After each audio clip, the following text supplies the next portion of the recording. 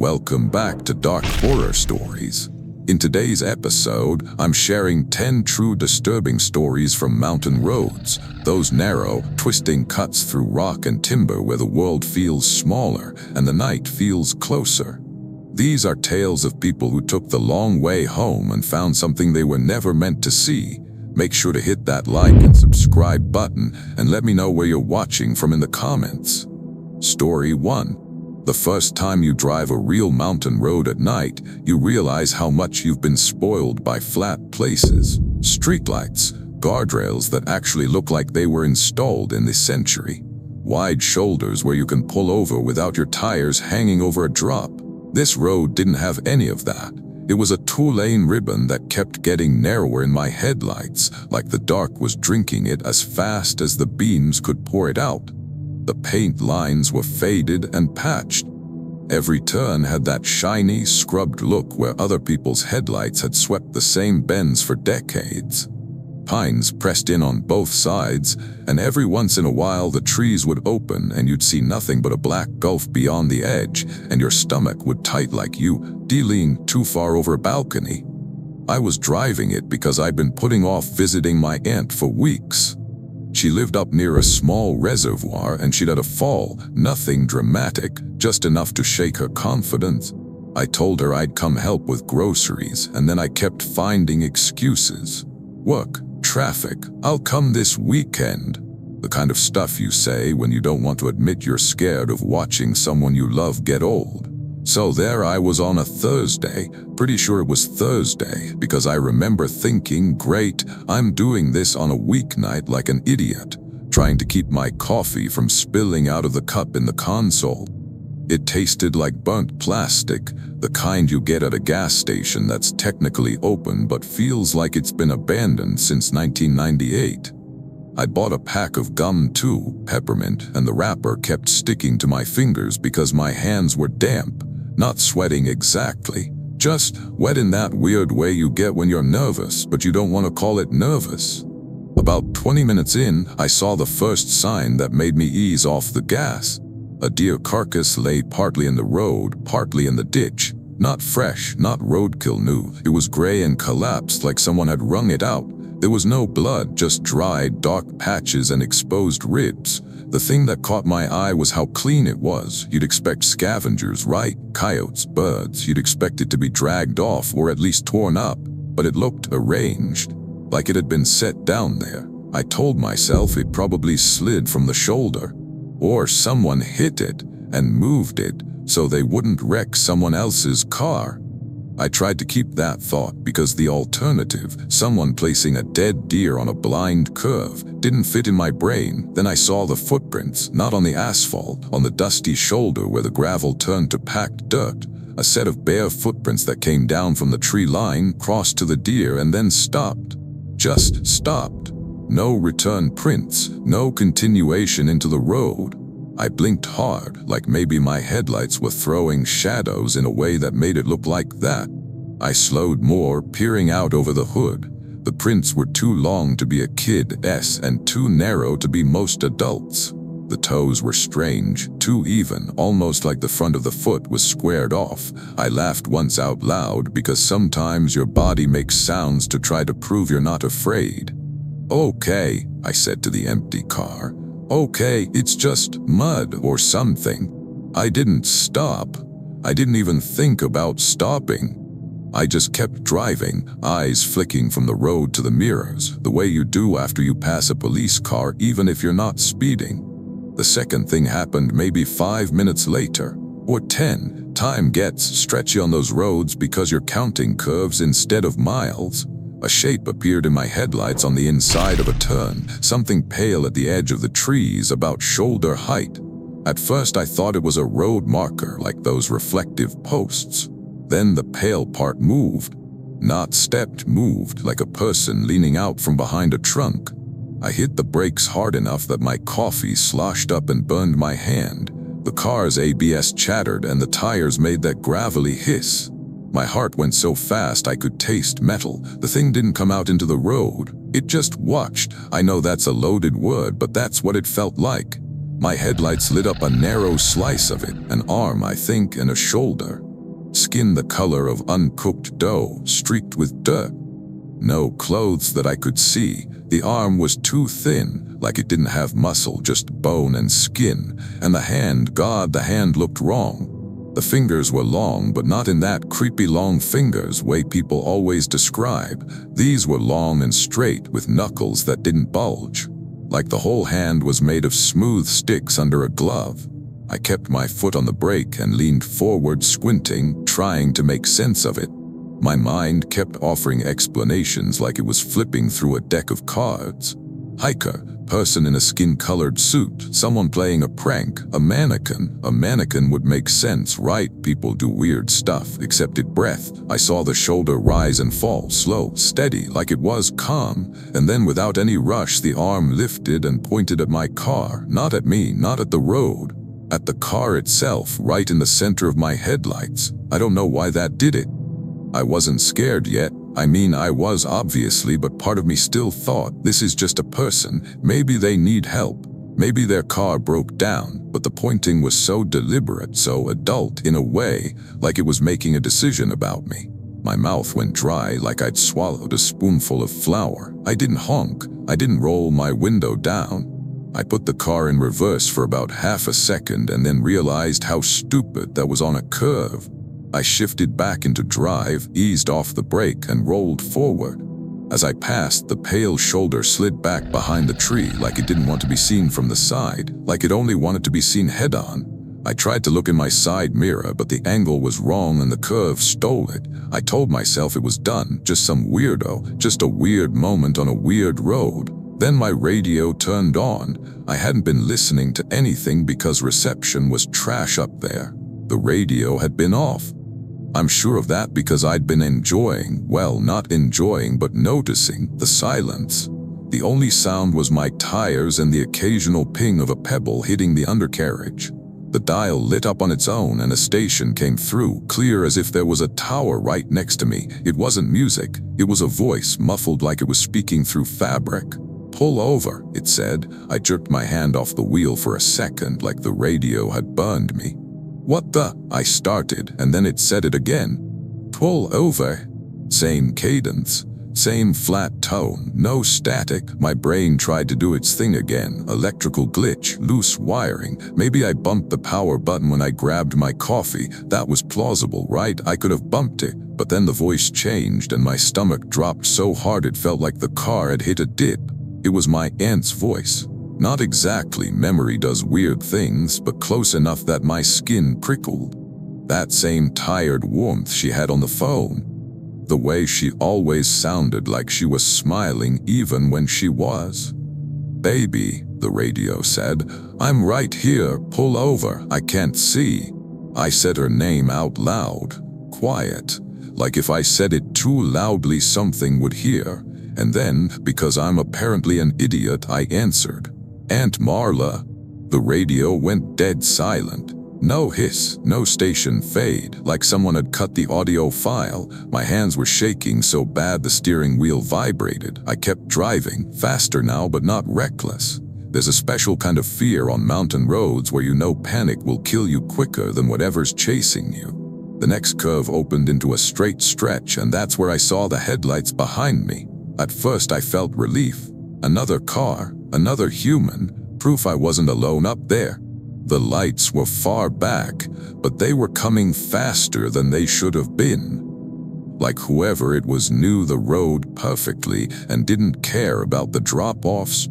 Then the lights dipped and swung, not like a car turning, but like something carrying lights was weaving through trees. The beams flashed between trunks, strobing in the darkness, then popped back onto the road behind me. I stared, trying to tell myself it was just perspective. The road curves, lights move, it's normal, but no engine sound followed, no tire hum, just the visual of two bright white points moving in perfect sync. My neck was tight as wire. I didn't look away again. The lights gained on me, and then at the next bend they didn't follow the road. They cut across the inside of the curve through the trees as if there were no trees at all. I didn't scream. I didn't have air for it. I just made this little noise in my throat like a hiccup. The lights appeared ahead of me, right there around the bend, facing me, close, too close, like something had sprinted through the forest to get in front of my car. I hit the brakes again hard. The car fishtailed slightly. Gravel spat. My coffee cup flew and dumped into the passenger seat, soaking the old hoodie I'd thrown there. And in the wash of my headlights between me and those lights, I saw the thing fully for the first and only time. It stood in the center of the lane, too tall to be comfortable but not impossibly tall, maybe 7 feet. It's hard to judge when your brain is screaming. Its skin was pale in a way that made it look unfinished, like it had never been out in sunlight. Its torso was narrow and wrong, ribs visible under stretched skin, and its arms hung almost to its knees. But the iconic thing, the thing that still shows up in my nightmares in one sharp frame, was its face. It didn't have a mouth the way people have mouths. It had a seam. A vertical seam running from where a nose should have been down through the chin, like someone had stitched it shut. And as my car skidded, that seam split open, not side to side, but up and down like a zipper being pulled. The skin parted in 2 flaps, and inside was just wet darkness. No teeth, no tongue, just a hollow that seemed too deep for a head. It leaned toward the hood and the radio crackled back to life. Not my aunt's voice now, but my own voice, breathy and panicked, coming from the dashboard speakers. "Stop! Stop! Let it in." I don't remember deciding. I just remember my hands moving. I threw the car into reverse, my tires spinning for a second on loose gravel, and I backed up fast enough that the world in my mirrors became a tunnel of shaking light. The thing didn't chase like an animal. It didn't run on the road. It stepped off the asphalt and moved through the trees alongside me, keeping pace even as I reversed, its long arms swinging with this lazy rhythm, like it wasn't exerting itself at all. That's the part that made me feel small, not that it was fast, that it wasn't trying. I backed until the road widened into a turnout, a little gravel pull-off carved into the mountain wall. I didn't even know it was there until my rear tires hit the flatter ground. I spun the wheel, pivoted the car around in a messy half-circle, and then I was facing downhill again. I slammed it into drive and went. The radio screamed with feedback, not static, feedback like a microphone too close to a speaker. It felt like needles in my ears. I slapped at the power button, turned the volume knob, yanked at the dial like that would help. Nothing changed until I hit a lower elevation, and like a switch, the radio went back to being dead. The rest of the drive is a blur of white knuckles and breath I didn't realize I was holding. I didn't stop at my aunt's. I didn't even call her. I drove straight to the nearest town with lights and a gas station that felt like it belonged to people, parked under a street lamp, and sat there shaking until my legs stopped feeling like they were made of rubber. I told myself I'd imagined it. I had to. That's what your brain does when something doesn't fit. I told myself I was tired, that the shadows and the curves played tricks, that the radio thing was a coincidence, that the lights were a truck with bad suspension. Then the next morning, when I finally went back out to my car in daylight, I found the physical thing that shut my mouth. On the hood, right above the emblem, were 4 long parallel streaks. Not scratches through paint exactly. More like pressed lines, as if something had laid its fingers there and dragged lightly. The clear coat was dulled in those strips, and when I ran my fingertips over them, the surface felt faintly ridged, like dried glue. And in the center of those lines, right where the seam mouth had leaned toward me, there was a smear of something that looked like dried sap, amber and sticky, but it smelled faintly metallic when I touched it, like old pennies. I washed the car twice. It didn't come off. I still visit my aunt. I'm not proud of how long it took me to go after that. But I don't take that road anymore. I take the long way, even in winter, even when it's inconvenient. Because every once in a while, when I'm alone in my apartment and the night is quiet enough, I'll swear I hear my car radio click on from the parking lot below, and I'll hear my own voice, soft as breath, saying, "Pull over." Story 2. I used to think mountain road meant scenic, like postcards, like overlooks with railings and teenagers taking pictures. Then my friend Jessa and I tried to cut through the range to save time. We'd been at a wedding, one of those ones where the barn has chandeliers and someone's aunt keeps telling you to take a mason jar cocktail. Honey, they're cute.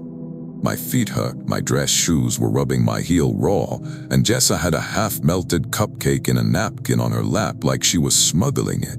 It was late, not midnight late, but late enough that the reception had thinned out into clusters of people hugging too long. We were both tired and we both had work the next morning, and the idea of going all the way around the mountain on the main highway felt like punishment. So Jessa, who is usually the responsible one, which is why I agreed, said, "There's a back road. It'll shave like 40 minutes. My cousin uses it to get to the lake." Her car smelled like lavender air freshener and the faint sourness of old fast food. She had a little rubber duck on the dashboard wearing sunglasses. Every time we hit a bump, it wobbled like it was nodding along to whatever bad decision we were making. The back road started normal enough. Gravel, then pavement, trees, occasional mailboxes with names on them that looked hand-painted. There were little reflectors nailed to trunks at curves, like the locals had gotten tired of waiting for the county to do it. I remember noticing stupid things because that's what you do when nothing is happening. The way the fog sat low in the dips like spilled milk. The sound of crickets cutting out whenever we passed a patch of field.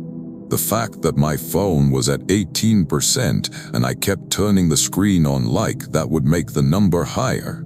Jessa was chewing on the edge of her cupcake napkin and steering with one hand. "See," she said, "easy." And then we saw the cabin, not the cute, lit-up kind. It was set back from the road, maybe 50 yards into the trees, but the clearing around it was too neat, like something had shaved the undergrowth down. The cabin itself was dark and its windows were boarded. One board hung loose and tapped gently against the frame in the breeze, making this steady, irritating knock. What caught my attention was the porch. There was a line of shoes on it, not pairs, single shoes. Boots, sandals, sneakers, all laid heel to toe in a straight row like they'd been measured. Some were kids' shoes. One was a bright red high heel. All of them faced outward, toes toward the steps like they were waiting. I said, "Do you see that?" Jessa glanced and made a little noise, like a laugh that didn't commit.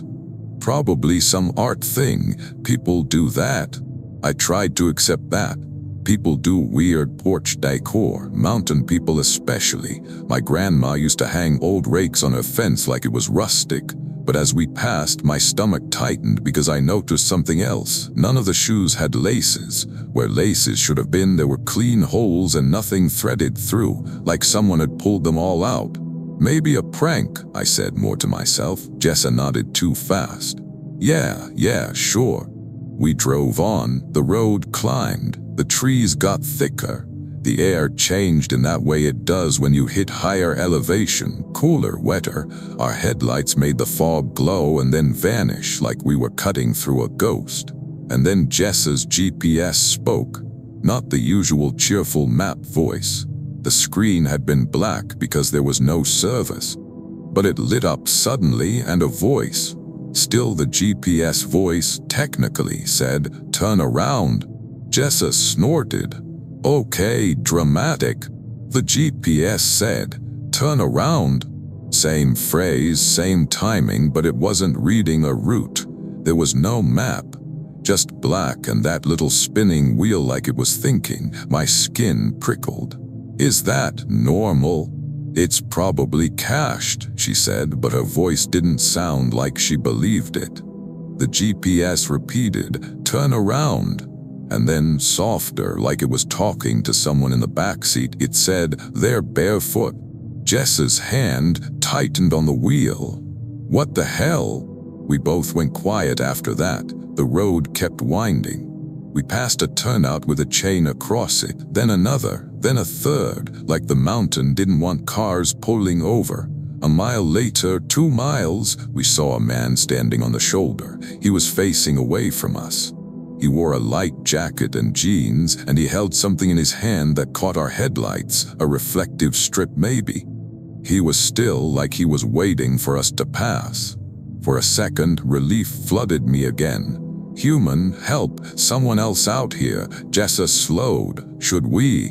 And the man turned his head, not his body, just his head, too far, too smooth like an owl. His face was in shadow except for one detail our headlights caught, his smile. It was too wide, stretching almost to the sides of his head like someone had drawn it on and then smeared it. The teeth were small and even like a zipper. And his eyes, this is the part that makes my throat tighten even now.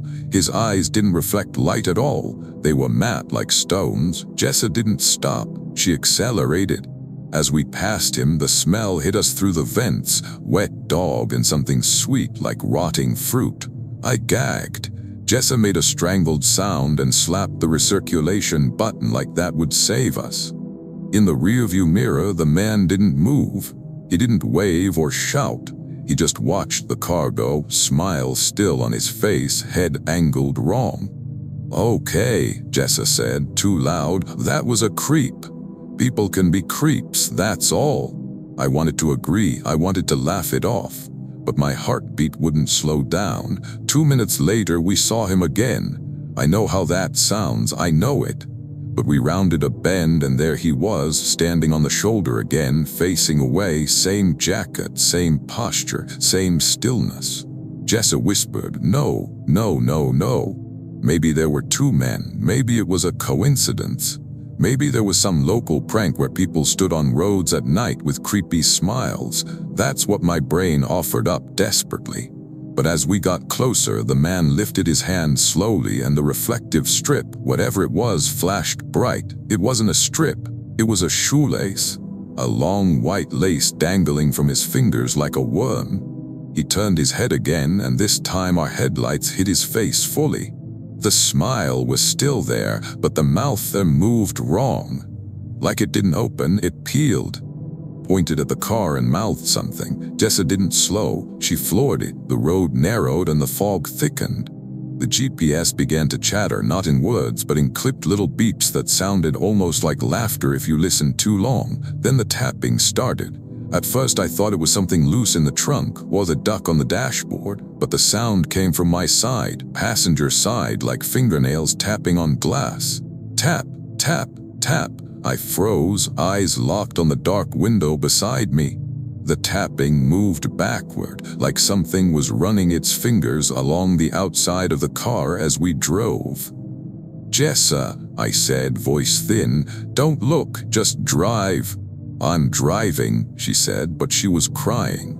Silent tears streaming down her cheeks, making her mascara look like spider legs. The tapping became scraping. Something dragged along the passenger door with a sound like a fork on a plate.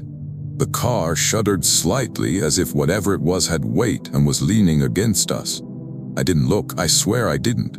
But in the corner of my eye, in the reflection of the side mirror, I saw movement, something keeping pace with the car in the darkness just beyond the beam, tall and thin and wrong in its proportions.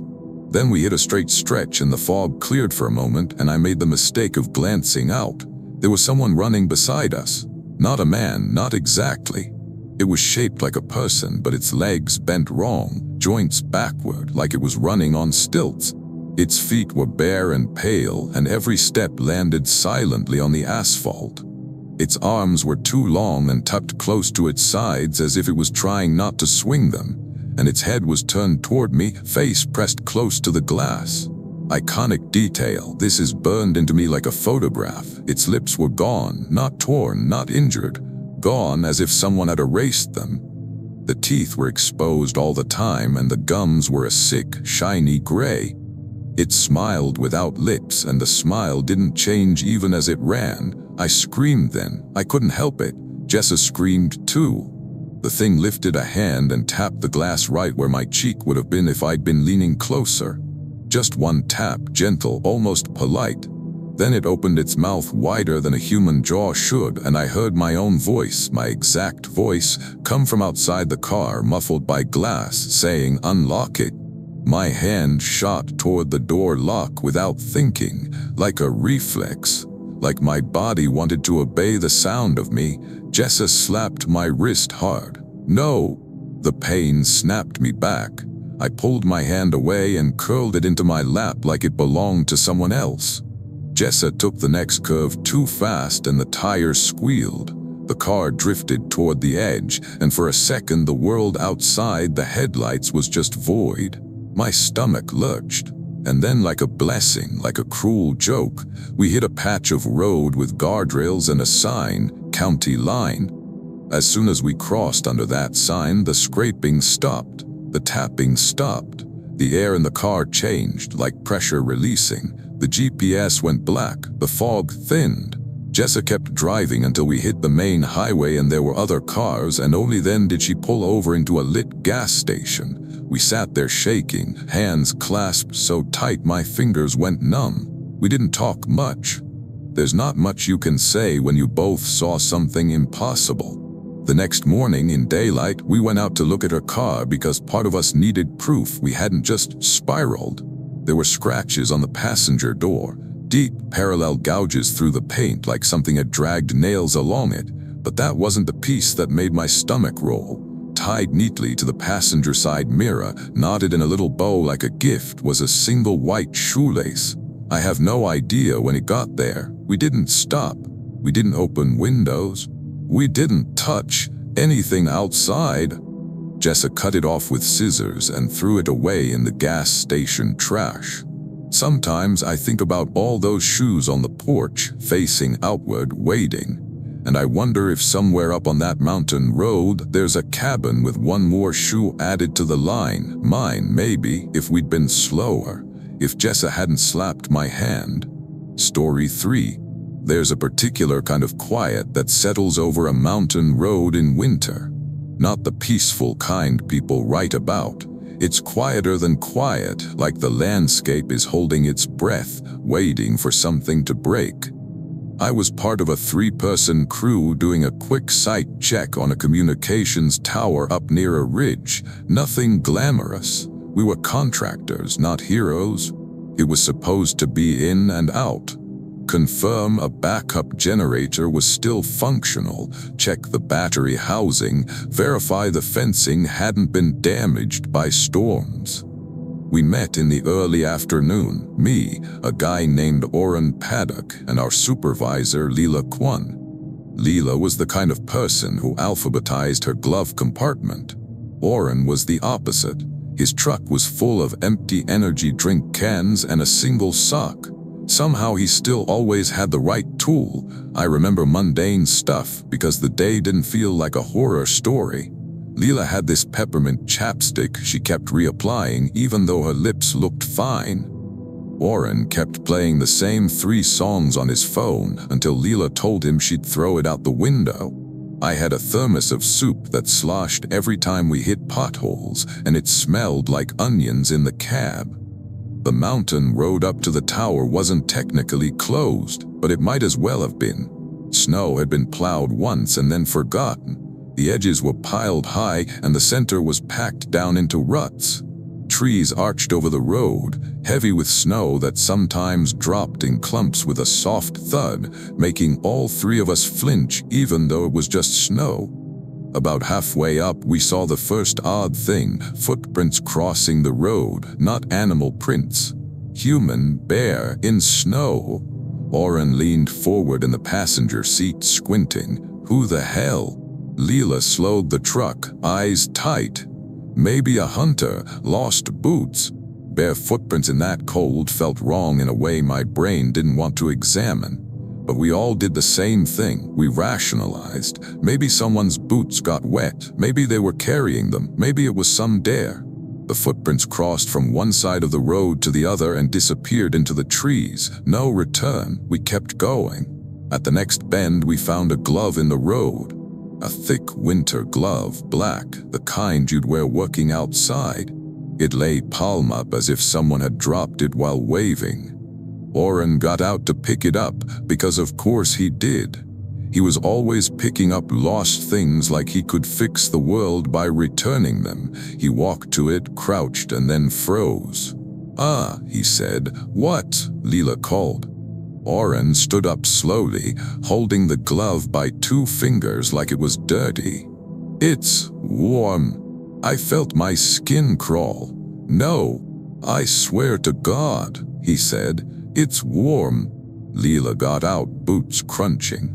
I stayed in the truck for a second, staring at the trees, suddenly aware of how thick they were, how close, how easy it would be for something to stand behind one and be invisible.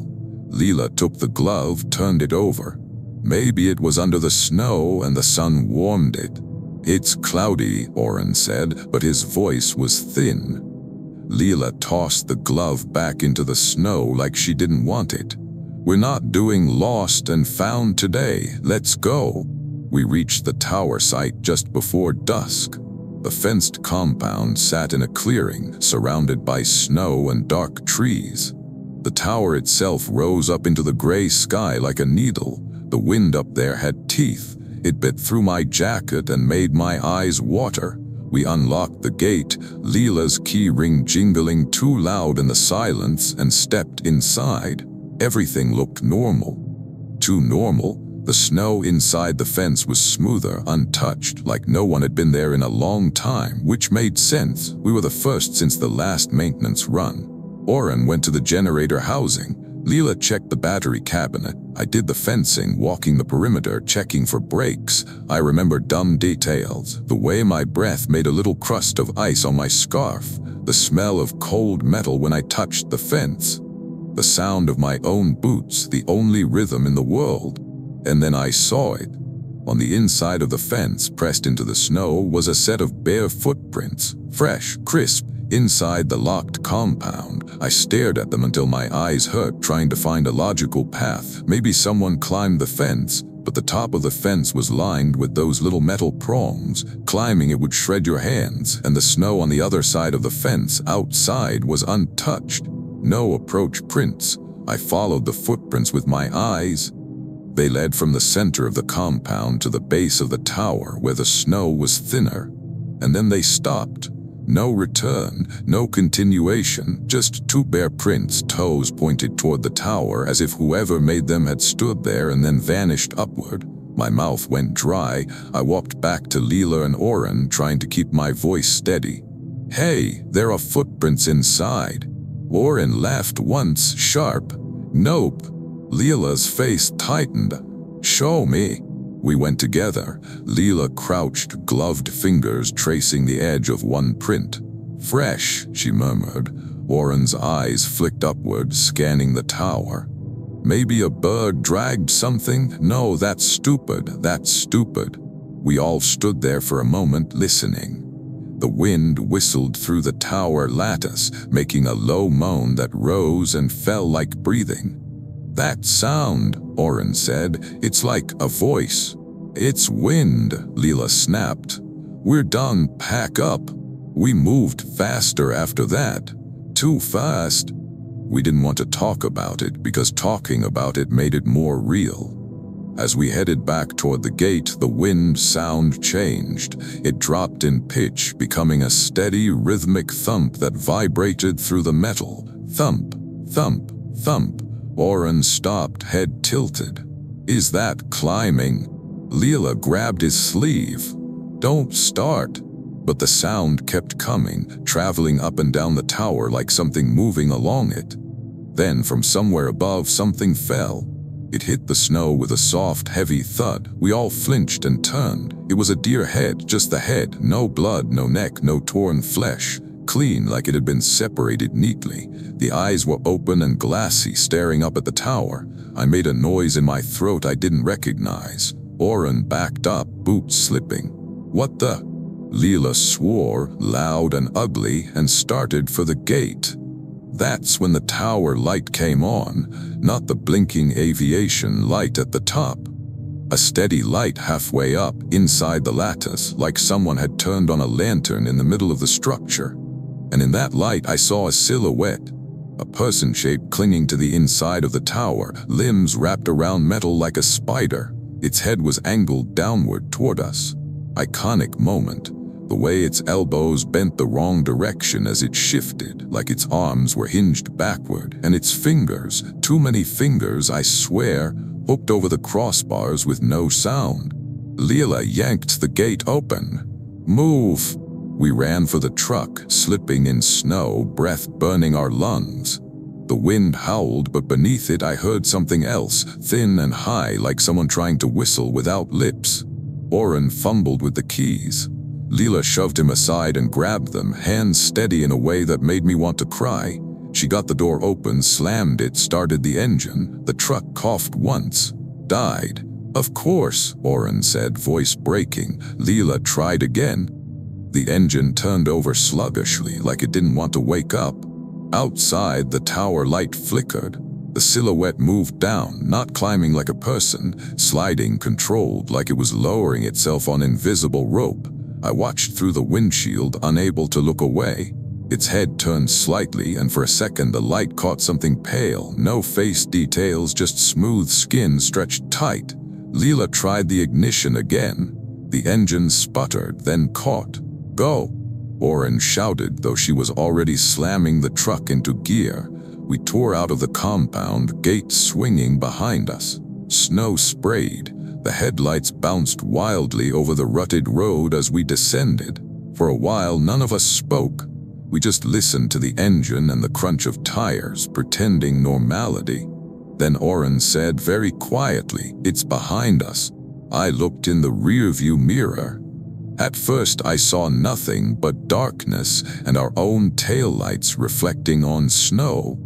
Then between the trees, a pale shape moved parallel to the road, keeping pace, fast, silent. Leela didn't speed up. She couldn't. The road was too dangerous. Instead, she drove steady, controlled, like she could outlast it. The pale shape stayed with us for miles, and then as we reached a lower elevation and the trees thinned, it stopped. Just stopped, like it hit an invisible boundary. We made it back to town in full dark. We didn't report it. We didn't tell the company. We just didn't. There wasn't a box to check on the maintenance form for "Spider Person lives in tower." The physical proof came later. The next day when I unpacked my gear, I found something in my jacket pocket that hadn't been there before, a small metal bolt, cold and greasy like it had come from the tower. Wrapped around it was a single long pale hair, too thick to be mine, too stiff to be animal. I threw it away. I washed my hands until they were raw. I still do contract work. I still take jobs in remote places. But if someone asks me to check a tower on a ridge in winter, I find an excuse. Work, traffic, I'll do it next weekend. Because I know what it feels like to see footprints where nobody should be able to stand. Story 4. I was alone the night I blew a tire on what locals called the switchback spine. It wasn't a real name, just something the guy at the gas station said while ringing up my beef jerky and telling me, "Don't stop up there if you can help it." I nodded like I always do when strangers give advice I don't plan to follow. I'd been driving back from dropping off a load, furniture, actually, an old dresser and 2 nightstands for a friend of a friend, and I was running late. The sun went down quicker than I expected behind the mountains, and suddenly that road turned into a tunnel of headlights and black walls. I remember the way my heater smelled dusty, like it hadn't been used in a while. I remember my phone charging cable, only working if I held it at a certain angle. I remember the song that got stuck in my head because the same chorus played right as the tire blew. It wasn't a gunshot sound. It was a soft pop followed by a heavy wobble that made my steering wheel jerk. The car leaned, and for a second I thought I was going to slide into the guardrail and over. I got it onto the shoulder, barely, and stopped. My hazard lights blinked orange in the darkness like a heartbeat. I sat there for a long moment with my hands on the wheel, breathing hard, trying to decide if I should attempt to change the tire or just call roadside assistance. No service. Of course, I told myself it was fine. I had a spare. I'd changed a tire before. I could do it again. The mountain road wasn't haunted. It was just inconvenient. I stepped out and the cold hit my face like a slap. The air smelled like wet stone and pine sap. My breath came out in white clouds that drifted away fast, like the wind didn't want them hanging around. As I walked to the trunk, I noticed something on the road ahead.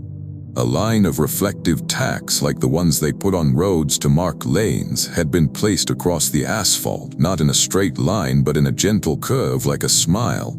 I stared at it confused. Roads don't have smile-shaped tack lines. Someone must have dropped a box of them, I thought. Or kids did it. That's dumb, but kids are dumb. Then the tacks blinked, not reflecting my hazards, blinking on their own in sequence left to right, like someone was tapping them with a flashlight. My mouth went dry. I took a step back toward my car. The blinking stopped. The tacks went dark. For a moment the road was just road again. I opened my trunk and started pulling out the jack. The metal was cold enough to sting my fingers. I remember thinking I should have worn gloves. I remember my fingers fumbling with the lug wrench, the sound too loud in the quiet. Then I heard a voice from down the road. Not close, not far. Somewhere in that in-between distance where sound bounces off rock and you can't place it. "Hey," it said. I froze, wrench in hand. "Hello." "Hey," it said again, same tone, like it was reading from a script. I told myself it was another driver, someone coming to help. Someone who saw my hazards. I called out, "I'm okay, just a tire."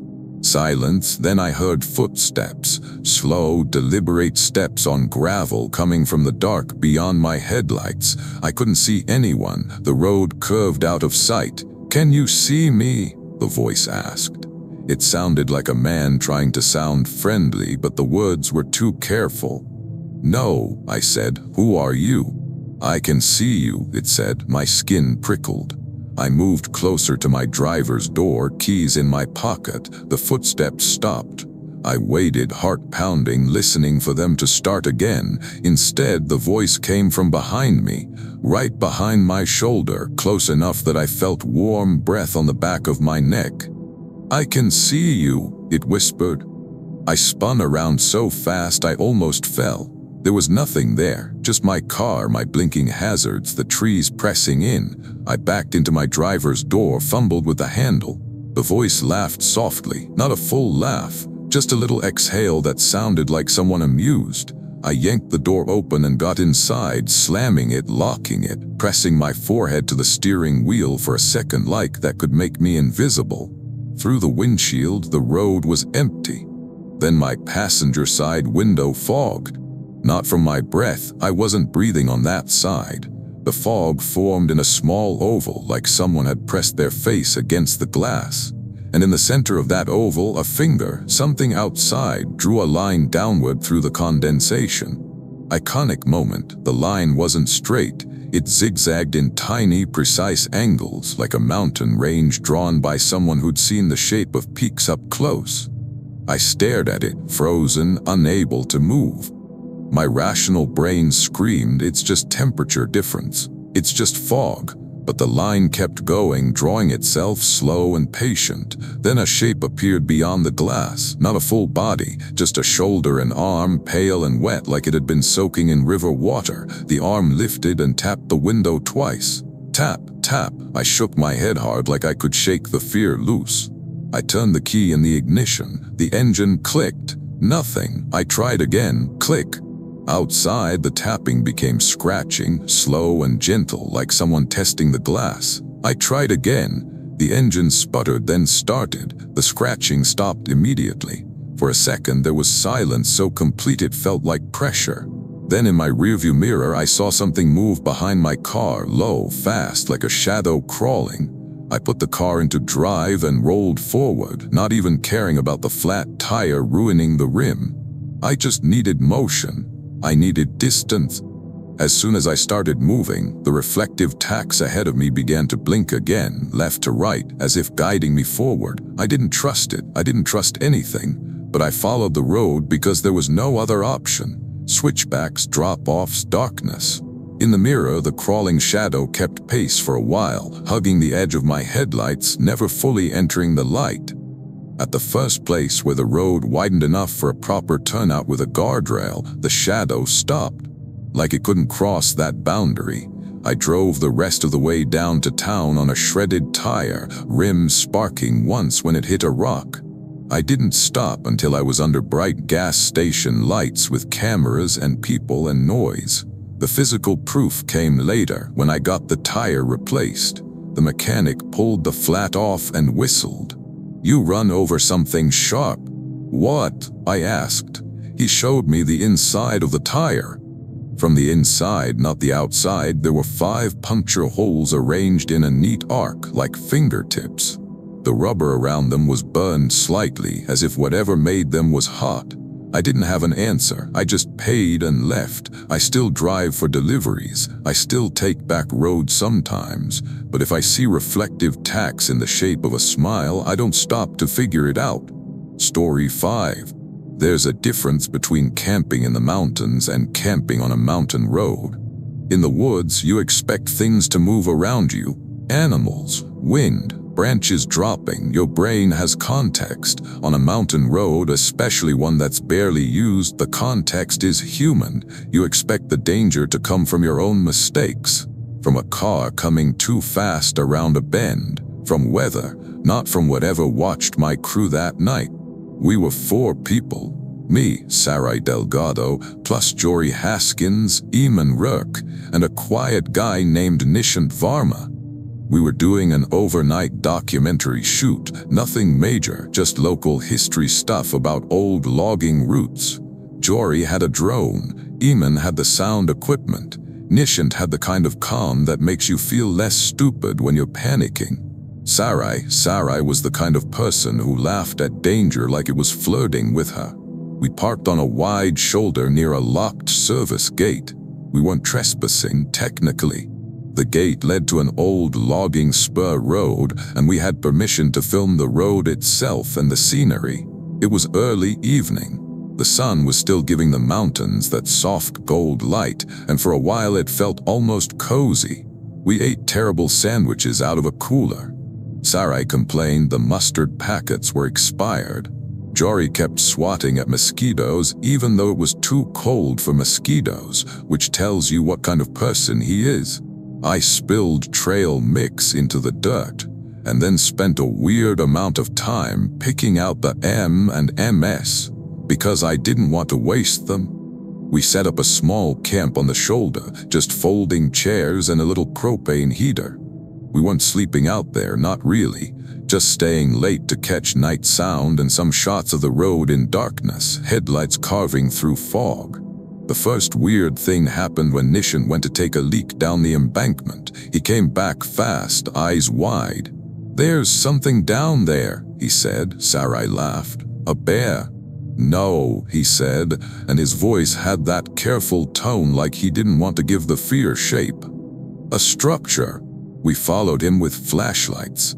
Down the slope, just beyond the first line of trees, there was a concrete culvert mouth, like a tunnel for water under the road, only it was too big enough for a person to crawl into, and around the mouth someone had arranged stones, not random, stacked into little towers, each tower topped with a flat rock like a hat. Jory crouched and filmed it. "Cool," he whispered, like this was exactly what he wanted. I told myself it was hikers. People build cairns all the time, but then I noticed something in the dirt at the culvert entrance. A smear, like something had been dragged out, and within that smear were small, clean marks, parallel lines like fingers had combed through mud. We backed away, unease creeping in. We went back to the shoulder, tried to keep the mood light. Sarai told a story about a raccoon stealing her chips once. Jory made fun of Eamon's expensive microphone windscreen. Eamon looked offended but secretly pleased. Night fell fully, and the road became this strip of darkness between our camp and the drop-off. Every so often a car would pass far below on the main highway, lights like fireflies.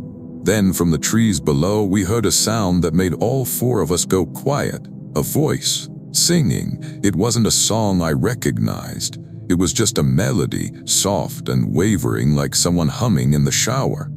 It rose and fell, and the notes were wrong, like they didn't fit any scale my brain knew. Sarai leaned forward, grin gone. "Is that a person?" Eamon shook his head, listening. Too close to the mic to be that far away. Jory tried to laugh. Maybe someone camping, but the singing didn't move like a person walking. It drifted, sliding through the trees, sometimes closer, sometimes farther, like it was coming from multiple mouths. Nishant whispered, "We should go." Sarai hesitated, pride battling fear. "We're fine, we're on the road."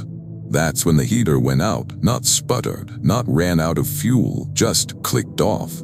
The little blue flame vanished, the cold rushed in, our breath became visible, the singing stopped. Silence pressed down so hard it felt like my ears were plugged. Jory's drone case shifted slightly on its own, lid lifting a fraction like something inside wanted out. Jory noticed and snapped it shut, face pale. Then we heard scratching coming from below from the culvert. Scritch, scritch, scritch, slow, steady like nails on concrete. Eamon lifted his microphone reflexively, like capturing the sound could control it. The red recording light glowed in the dark, tiny and helpless. The scratching stopped abruptly. Then a voice called up from the trees. It said Sarai's name, not yelled, not whispered, just spoken calmly like someone standing right behind her chair. "Sarai." She went rigid. "What the?" It said it again. "Sarai." Only the second time it was off. The syllables were wrong, like a mouth that didn't know how to shape them. Jory stood up, flashlight sweeping the tree line. "Who's there?" No answer. Instead, from the road behind us, we heard footsteps on gravel. We spun. A figure stood at the edge of our camp light, not in the headlights, not in the flashlight beam, in the messy overlap where shadows make things hard to judge. It looked like a man in an old raincoat, hood up, hands in pockets, normal silhouette, human. I felt relief so sharp it almost hurt. A person, finally. "Hey," I called. "Sorry, we're filming." The figure lifted its head slightly. The hood shadowed its face, but I saw enough. Iconic moment, its neck wasn't there. The head sat too low, like it was resting directly on shoulders, and when it turned, the whole upper torso rotated with it as if there were no spine, just a single piece twisting. Sarai stumbled backward. Nishant grabbed her arm. "Go," he hissed. The figure took one step forward. Gravel crunched. Then the singing started again, but now it came from the figure, from inside the hood. The same wrong melody, louder, vibrating in my teeth.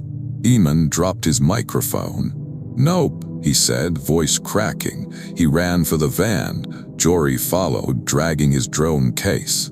I stayed half a second too long, frozen by the need to understand, by that stupid human thing where you want to make sense. The figure stepped closer, and I saw the inside of the hood. Not a face, just a dark, wet cavity like a throat opened wide. I ran. We piled into the van, slammed doors, locked them, shouted at each other to go, go, go. The engine started immediately, like it was eager to leave. We tore down the mountain road, tires spitting gravel. In the rear window, the figure didn't chase. It just stood at the shoulder, hood pointed toward us, singing, fading into the trees.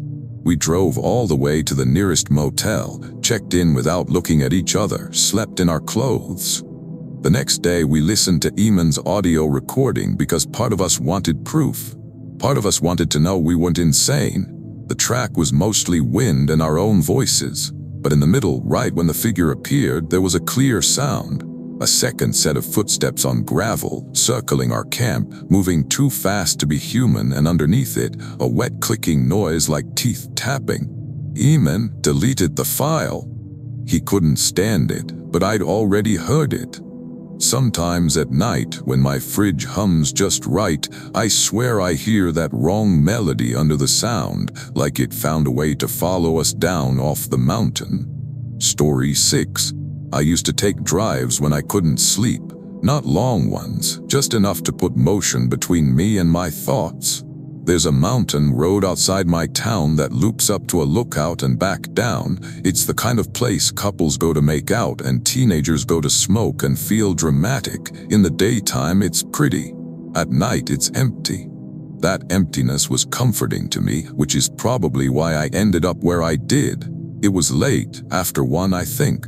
I remember because the last convenience store I passed had their hot coffee sign turned off, and that always happened around 1. I had a bag of sunflower seeds in the passenger seat, and I kept spitting shells into an empty water bottle like a gross little metronome. My car's dashboard lights were set too bright, and I kept meaning to dim them but never did. Halfway up, I saw a hitchhiker. That alone wasn't weird. People get stranded, phones die, cars break down, mountain roads are unforgiving. He stood on the shoulder near a bend, thumb out. He wore a backpack and a beanie. In my headlights, he looked young, maybe early 20s. His face was angled downward, shadowed. I slowed. I don't know why. I'm not usually that person. But something about him, maybe the fact that he was alone, maybe the fact that he looked cold, pulled at me. I cracked the window. "You okay?" He lifted his head. His eyes were unfocused, like he was looking through me rather than at me. His lips were cracked, and there was dirt on his cheek like he'd fallen. "Yeah," he said, "can you take me down?" His voice sounded normal, human, tired. I told myself it was fine. I told myself I was doing a good thing. I told myself the world wasn't a horror movie. I unlocked the passenger door. He got in slowly, like his joints hurt. The inside of my car filled with the smell of damp earth and something sharp, like crushed pine needles. "Thanks," he said, and he sat very still, hands in his lap. We drove. For the first few minutes it was normal enough. He asked what town we were heading to. I answered. He nodded. Then he said, "You shouldn't be up here alone." I laughed awkwardly. "Yeah, well, insomnia." He nodded again, slow. "They like that, alone." A chill ran through me. "Who?" He didn't answer. He just stared out the window, eyes reflecting nothing. I told myself he was talking about bears or coyotes. People say stuff like that. Then I noticed his backpack. It was unzipped, and inside I could see something pale like fabric. I thought maybe it was a towel. Then the pale thing shifted slightly like it was breathing. My hands tightened on the wheel. "You got something in there." He turned his head toward me. The movement was too smooth, like his neck was on a bearing. "Just my stuff," he said. The pale thing in the bag shifted again, and this time I saw what it was. Skin. A strip of pale skin folded with tiny dark hairs on it like someone's forearm. It looked fresh, not like leather, like skin. My stomach lurched. I swallowed hard. "Okay," I said, voice too high. "Okay, I'm gonna." I didn't know what I was gonna do. Pull over. Kick him out. Keep driving. My brain was lagging. He smiled slightly, not friendly, just acknowledging. And then he said in my own voice, perfectly mimicking my tone, "Relax, you're fine." I nearly swerved. I glanced at him and saw that his lips hadn't moved when my voice came out. The sound had come from his throat, deeper, like a ventriloquist without effort. I told myself it was a trick, a coincidence. Maybe I was hearing things because I was tired. But then he did it again. This time he used my mother's voice, soft, worried, saying my childhood nickname that nobody uses anymore. My hands went numb. I stared at the road, trying not to crash, trying not to scream. The hitchhiker leaned closer. I felt cold air from him, like he carried the mountain night inside. Iconic moment.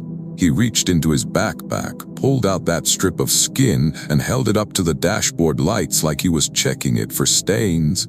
In the pale glow, I saw a faint tattoo on it, 3 tiny stars in a line, exactly like the tattoo my sister has on her wrist.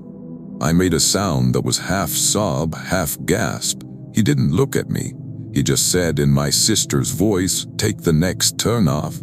I couldn't. I kept going downhill toward town, toward lights. He sighed like I was inconveniencing him. Then he reached toward my door lock. My hand moved without thinking and slapped his wrist away. His skin was ice cold and it felt wrong, not like cold flesh, like touching wet stone. Turned toward me fully then. His eyes were flat, and for the first time I noticed he wasn't blinking. Not once. He opened his mouth, and instead of teeth there was a dark, wet gap that seemed to go back too far, like his throat was open all the way through. From that gap came a chorus of voices, not layered like a recording, but like multiple people speaking through the same hole, all saying different things softly at once. I couldn't make out words, but I recognized tones. My mother, my sister, my own voice. A man I used to date, a teacher from middle school. People who shouldn't have been in that car with me. I didn't pull over. I did something dumber. I accelerated. The car shook on the curves. My tires hugged the road by grace alone. He braced himself with one hand on the dashboard, fingers splayed too wide. Ahead, the road crossed a small bridge, just a concrete span over a creek. A reflective sign marked it. As soon as we hit the bridge, the hitchhiker jerked as if shocked. Hand slipped. He made a sound, not a voice sound, but a wet, clicking hiss. I didn't understand, but I took it as an opening. I slammed the brakes right after the bridge, hard enough to jolt us forward. Before he could react, I threw the car into park, yanked open my door and ran. I didn't run down the road. I ran to the side toward the creek because I didn't want him between me and escape. My shoes slipped on damp leaves. My lungs burned. Behind me, I heard the car door open. I heard footsteps, slow, measured, not rushed. I scrambled down to the creek, splashed through shallow water, climbed the far bank. The cold water soaked my socks instantly, but it didn't matter. When I looked back, the hitchhiker stood at the edge of the bridge. He didn't cross. He stood there, head tilted, mouth opening slightly like he was tasting the air. Then in my own voice, he said softly, "Come back." I didn't. I ran into the woods until I found another road, until I found a farmhouse with lights, until I found a person who looked at me like I was insane but still let me call someone. The physical proof came in the morning when I went back with my cousin and a flashlight to retrieve my car. The passenger seat was empty, no hitchhiker, no backpack. But on the inside of my passenger window, fogged from the night air, there was a handprint, not a normal handprint, too many fingers. 6 long, even smears pressed from the inside outward. I sold that car a month later. Sometimes when I can't sleep, I still feel the urge to drive, but I don't go near that loop anymore. Not because of the hitchhiker, because of the bridge, because something about him couldn't cross it, and I don't want to find out what will. Story 7. We were 5 friends in 2 cars. And we thought we were invincible because we had snacks and playlists, and the kind of confidence you only have before life teaches you better. It was a weekend trip to a rented cabin up near a ski area. Nothing remote by horror standards, just far enough that the roads got twisty and the trees got tall and your phone stopped being useful. In my car, it was me driving, plus Brianni Carlisle in the passenger seat and Dax Merritt sprawled in the back with a blanket. The other car had 2 more friends, Hugo Sarno and Cara Banerjee, following behind. We were in good spirits. Brianni had brought these weird artisanal marshmallows that tasted like lavender and soap. Dax kept complaining about legroom. I had a sticky note on my dashboard that said cabin code because I didn't trust my brain to remember numbers. The mountain road started climbing and dusk hit. The sky turned bruised purple. The trees swallowed the last light. We passed an old roadside pull-off with a wooden sign half fallen over. I remember it because the sign had bullet holes in it, like someone had used it for target practice. It felt like a little warning, but we joked about it anyway. Then Hugo radioed us walkie-talkies because Cara thought it was cute. "Hey," his voice crackled, "your tail light's flickering." I glanced in my mirror. "Which one?" "Both," he said, and he sounded uneasy now. "Like blinking?" I checked my dashboard. Everything looked normal. Brianni leaned back, peering. Maybe it's the road, bumpy. I told myself that too. Then the road sign for the next turn appeared and it was wrong. It wasn't the usual reflective green sign. It was wood, hand-painted with an arrow. The letters were uneven, like someone had painted them in a hurry. It said back, no road name, just back. Dax sat up. Oh, that's not official. Hugo's voice crackled. Did you guys see that? Yeah, I said. Kara chimed in, trying to sound light. Maybe it's an art thing, mountain whimsy. We passed it. The road kept climbing. The air grew colder. Fog began to curl across the asphalt in thin ribbons. Then my headlights swept over something in the road. A dead fox. Small, red fur, body twisted. It lay perfectly centered in the lane, as if placed there like a marker. Brianni sucked in a breath. Oh no! I swerved slightly to avoid it, tires brushing the edge line. My stomach turned, not just from the dead animal, but from the way it was positioned, too neat. In my rearview mirror, I saw Hugo's car swerve too. Then their headlights vanished, just gone, like someone had turned them off. I slowed instinctively. Hugo, I said into the walkie. Static. Hugo, are you? Static, then a faint sound like breathing. Brianni leaned forward. Stop. Don't stop. Don't stop. I didn't stop. I slowed, but I kept rolling, hazard lights on now, trying to keep control. Behind us, the darkness where Hugo's car should have been stayed empty. Then, in my mirror, his headlights came back on, but they were facing the wrong way. They pointed toward the trees, not the road, as if his car had spun off and stopped sideways. My heart hammered. Hugo. Static, then Kara's voice came through, thin and shaky. We're okay, I think. We're on the shoulder. There's something. What? I asked, voice high. Kara paused. There's a person standing in the road ahead of you. Don't. The walkie cut out with a sharp squeal. Brianni whispered, There's no shoulder here. It drops off.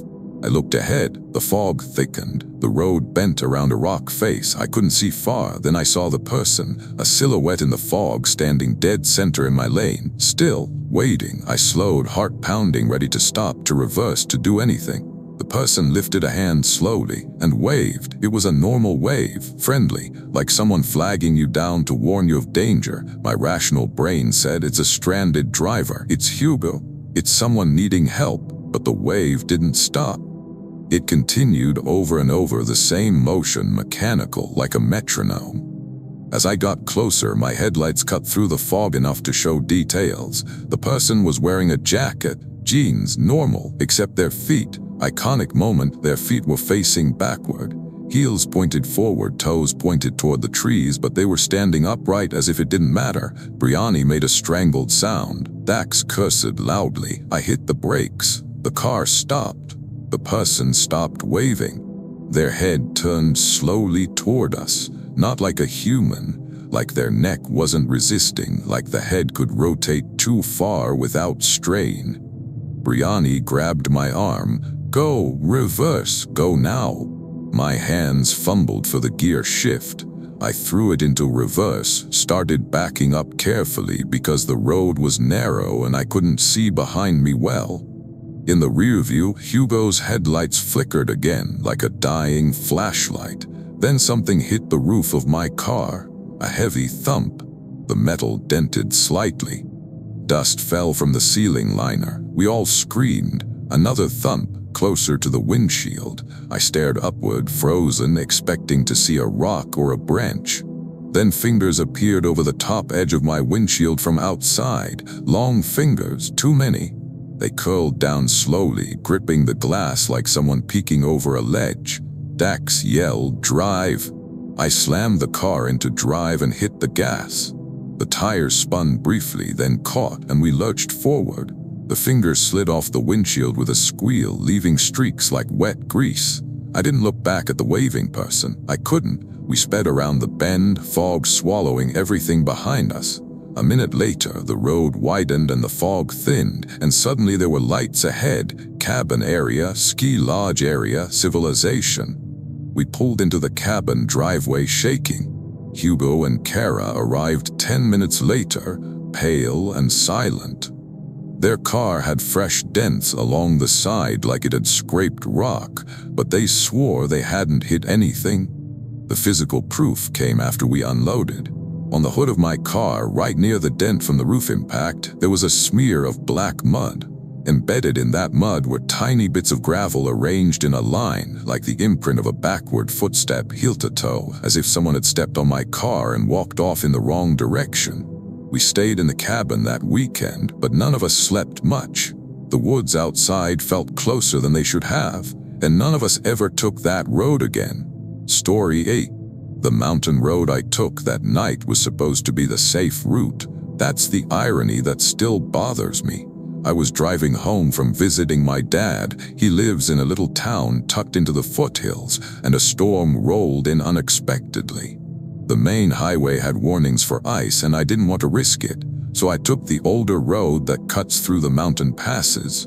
It's slower, but it stays lower and in theory warmer. In theory. I remember little details because the drive was boring at first. My windshield wipers squeaked on the third setting. My dad had sent me home with leftover stew in a plastic container that smelled faintly like garlic through the bag. I kept adjusting my scarf because it was itching my neck. I had an audiobook playing, but I wasn't listening, just letting the voice fill the car so I didn't feel alone. About 30 minutes in, the snow started. Light, drifting, pretty, then heavier, then thick enough that it made the headlights look like they were moving through a tunnel of white insects. I slowed, tense but not panicked. I'd driven in snow before. I told myself this was manageable. Then I saw the road sign. It was one of those yellow diamond signs warning of curves, but someone had painted over it with black paint. In that black paint, someone had scratched a symbol like an eye maybe or a spiral. I couldn't tell. The lines were deep enough to expose the yellow beneath. I frowned, uneasy. Vandalism, teenagers, that's what I told myself. 2 minutes later, my audiobook stopped, not paused, stopped. The screen went blank like my phone had shut off. I glanced down. The phone was still on. Battery fine, but the audio app had closed itself. Then from my back seat, I heard someone whisper my name, not from the speakers, from behind me. I froze, hands tight on the wheel. I didn't turn around. I didn't want to see anything back there. "There's nobody there," I whispered to myself. "It's the audiobook. It's—" My phone speaker crackled softly. A whisper, my name again. I swallowed hard. "Okay," I said, voice shaking. "Okay, I'm tired, I'm hearing." My rearview mirror fogged suddenly, clouding the view behind me.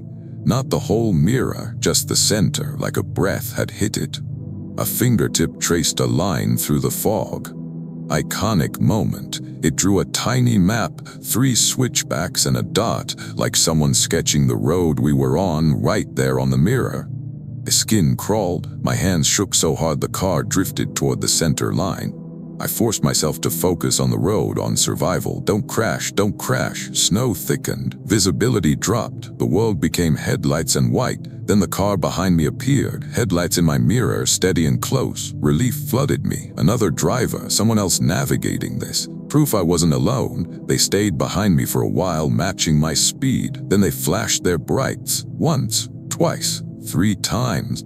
I frowned. Maybe I was going too slow. Maybe they wanted to pass. There was no safe place. I kept going, hugging the right side. They flashed again, rapid like a warning. I glanced in my mirror. The car behind me had no body, no outline, just headlights floating in the snow, perfectly aligned, moving as if attached to a vehicle that wasn't there. I nearly drove off the road. I steadied myself with sheer will. The headlights behind me got closer, and the air in my car grew colder. My breath became visible, even though the heater was on. My radio, off until now, clicked on, and a voice said softly, "Pull over." Not my aunt, not a loved one, just a voice. Calm. I shook my head. "No, The voice repeated, "Pull over." The headlights behind me surged closer, and suddenly my car's interior lights flickered, dimming like the battery was dying. I needed a plan. I needed something concrete. Ahead through the snow, I saw a sign for an emergency turnout, a small gravel area with a snowplow access gate. I didn't want to pull over, but I wanted light. I wanted a barrier. I wanted something that felt like a boundary. I turned into the turnout fast, tires crunching on gravel. My car slid slightly, then stopped. The headlights behind me stopped at the entrance, hovering at the edge of the turnout like they couldn't enter. For a moment, there was silence. My heart hammered. Then I heard footsteps in the snow outside my car. Slow, crunch, crunch, crunch. I stared straight ahead, too afraid to look. A shadow passed in front of my headlights, tall, thin, but distorted by the snow. A hand pressed against my driver's side window. The palm was pale and smooth, and the fingers were too long. Then the hand slid downward slowly, leaving a streak on the glass like grease. I whispered, "Go away." The hand lifted, and something tapped the window gently. Tap, tap. Then, from outside, the voice said my name again, but it wasn't in a whisper. It was spoken like someone reading a label. I couldn't take it. I turned the key and the engine started immediately, like it wanted to run too. I backed out of the turnout and hit the road again. As soon as my tires crossed back onto the main road, the floating headlights behind me vanished, just gone. The rest of the drive was quiet. The snow eased after a while. I reached town, reached lights, reached people. I told myself it was exhaustion and snow glare and fear. Then the next morning, when I went out to my car, I saw the proof. On my rear window, drawn in a thin film of road salt and snow residue, was the same little map, 3 switchbacks and a dot, exactly as it had been traced on my mirror, but I hadn't drawn it, and the dot was circled. Story 9.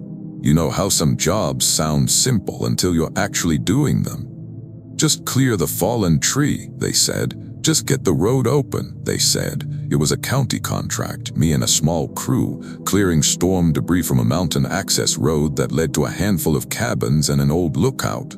4 of us, me, Tala Redbird, plus Conrad Selig, Minjun Park, and a grizzled older guy named Wallace Keene who'd been doing this work since before I was born. We drove up early. Cold morning, fog in the low spots, coffee that tasted like it had been filtered through ash. Wallace kept coughing and pretending it was nothing. Conrad had a thermos labeled "Not Soup" in Sharpie. Minjun had earbuds in but no music playing, just using them as an excuse not to talk. We reached the fallen tree around mid-morning. Big pine across the road, roots torn up like a wound. Standard, we set up cones, got the saws going, noise echoed off rock walls. The kind of day where the work keeps your mind busy enough that you don't think about anything else. Then the saw died, not out of fuel, not jammed, just stopped mid-cut like someone flipped a switch. Conrad swore and yanked the starter cord. Nothing. Minjun tried his saw, same thing. It ran for half a second, then died. Wallace frowned, eyes scanning the trees. That's weird. I told myself it was cold, fuel issue, bad luck, machines fail. Then we heard it, a low humming sound from up the road beyond the fallen tree, not engine, not wind. A hum like power lines, but there were no lines. Tala leaned closer to me. Do you hear that? I nodded, throat tight. We stood there listening, and the humming grew louder, vibrating faintly in my teeth. Then, from the fog beyond the tree, a shape appeared. At first I thought it was another fallen tree, or a shadow. Then it moved. It slid forward without stepping, like it was gliding along the road surface. As it got closer, I realized it was a mass of branches, twigs, pine needles, dirt, like a walking pile of forest debris, but it had a human outline. A torso shape, arms, legs, a head. And in the center of that head shape, there was a hole, dark, round like a knot in wood. Wallace whispered, "Nope." He backed up, eyes wide. The debris thing tilted slightly and the humming changed pitch, becoming a series of pulses, almost like someone trying to speak in Morse code. Conrad laughed nervously. Okay, somebody's messing with us." Then the debris thing raised an arm. Pine needles fell from it like rain. Twigs snapped, and the arm extended farther than it should have, bending around an invisible joint, reaching toward the fallen tree we were cutting. Iconic moment. The arm ended not in a hand, but in a tight bundle of roots that unfurled like fingers, each root tipped black and wet, twitching independently like worms. Tala grabbed my sleeve. Back now." We moved slow at first because our brains couldn't accept what our eyes were seeing. The debris thing touched the cut in the fallen pine. The moment it did, the tree shuddered, not from wind, from inside, like something woke up in it. The cut edges oozed sap, thick and dark, almost like blood. The smell hit us, sweet, overpowering, nauseating. The debris thing leaned in close, and the humming became a low, satisfied sound like a cat purring. Wallace turned and ran to the truck. "Leave everything." Conrad hesitated, grabbing his thermos like it mattered. Minjun dropped his saw. Tala pulled me backward, snapping me out of my freeze. We sprinted down the road toward our vehicles. The fog thickened behind us, swallowing the fallen tree and the thing with it. As we ran, I heard something moving in the fog, not footsteps, but a rustling slide like leaves dragged across pavement. We reached the truck, piled in, slammed doors. Wallace turned the key. The engine started, then died. He tried again. It started, then died. The humming was louder now, close, vibrating the truck's windows. Tala whispered, "It's here." I looked out the rear window. The debris thing stood at the edge of the fog behind us, half hidden, roots unfurling, pine needles falling, the hole in its head facing us. Then from that hole a voice came, not words, just a breathy exhale that sounded like my own tired sigh. It made my skin crawl because it was familiar, intimate. Wallace tried the engine again. This time it caught and stayed. He floored it. We drove down the mountain too fast, tires slipping, hearts pounding. The humming followed for a while, then faded like we'd crossed a line. We reported equipment failure and unsafe conditions and left it at that. The road stayed closed for weeks. The physical proof came later when I unpacked my gloves at home. Inside one glove, stuck to the lining, was a single pine needle, except it wasn't a pine needle. It was hard and glossy and black, and when I held it up to the light, it looked more like a thin sliver of bone. It smelled faintly sweet, like sap. I threw the gloves away. Sometimes, when I'm walking through a parking lot and wind blows dead leaves across the asphalt, I hear that low humming in my teeth, and I have to stop and breathe until it passes. Story 10. There's something about mountain roads at dawn that makes you feel like you survived something even if nothing happened. The sky turns pale, the fog lifts, birds start up, and you think, okay, I made it. The night is done. I thought that too. This was years ago, but I remember the road with uncomfortable clarity. It was called Old Wren Pass on the map, though locals just called it the Pass. It's one of those roads that switchbacks up and then cuts along a ridge. No guardrails in spots, just faith and gravel. I was with my brother-in-law Gideon Vance and his friend Annika Soderberg, plus Annika's cousin Reynaldo Soria, so 4 of us. A little group. We were heading up to scatter ashes for someone Annika loved. No dramatic ceremony, just a quiet thing at a lookout they used to visit. Gideon was driving because his truck had 4-wheel drive. Reynaldo had brought a cheap bouquet of grocery store flowers because he didn't know what else to do with his hands. The mood was strange, heavy, but not grief-heavy, more like careful, like we were trying not to make the trip about us. It was still dark when we started. Annika had a travel mug that smelled like cinnamon tea. Gideon kept clearing his throat like he wanted to say something but didn't. Reynaldo kept tapping the ash container lightly with his thumb, like he was checking it was real. We drove up into fog, not normal fog. This fog sat in bands across the road, thick enough that when we passed through it felt like we were entering rooms. Headlights would brighten the white and then vanish, like the world was being erased and redrawn every few seconds.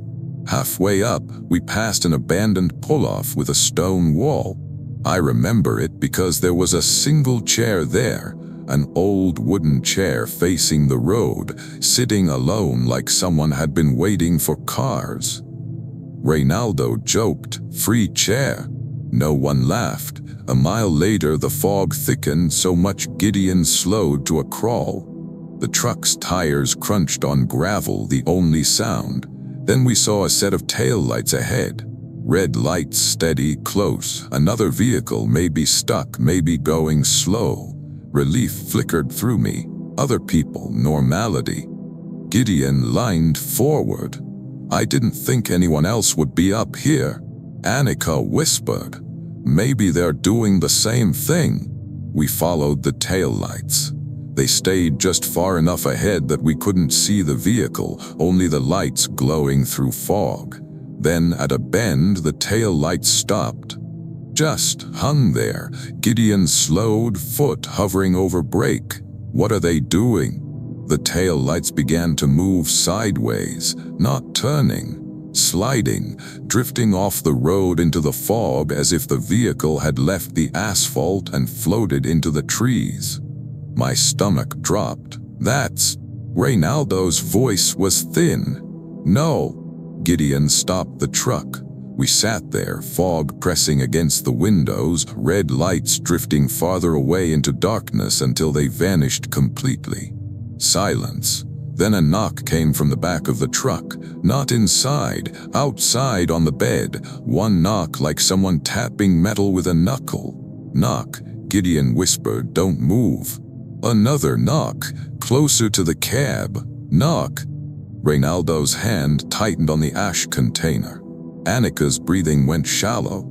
Gideon turned his head slightly, eyes on the rearview mirror, and we saw it, a shape in the fog behind us standing on the road, tall but not absurdly, human-shaped but blurred at the edges like it didn't know where its boundaries were. It started walking toward us. Slow, steady, no hurry. Gideon started the engine, but it didn't roar like usual. It sputtered like it was choking on the air. The shape kept coming.